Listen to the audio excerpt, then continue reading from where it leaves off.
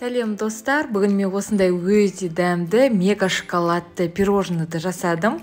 Видеоны соңына дейін қараймыз. Алдымен жұмыртқамыз бен қантымызды жақсылап миксермен араластырып аламыз. Біздің жұмыртқамыз жақсылап езіліп, түсі әппақ болып өзгеруі керек.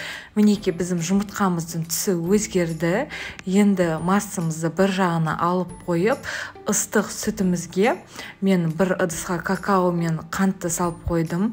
Бірден барлығын салып, жақсылап какаомыз бен қантымыз ерігенше араластырамыз.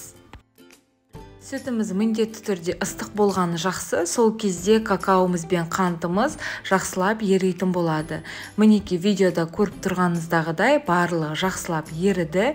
Енді жұмыртқалы массамызға барлығын жақсылап құйып, венчиктің көмегімен араластырамыз.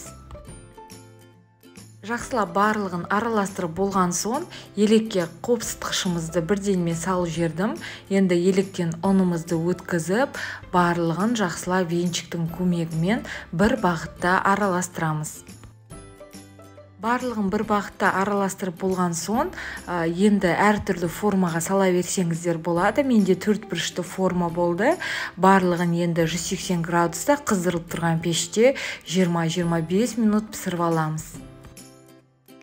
Біздің пирожныйларымыз дайын болды. Мен кесуге ыңғайлы болу үшін алдын ала осылай пирожныйларымның өлшемінде қылып кесіп дайындап қойдым.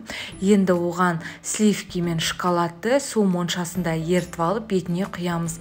Егер де үйіңізде сливки болмаса еш нәрсе етпейді, сливкидің орнына майды қолдансаңыз, яғни маргаринді қолдансаңыз болады.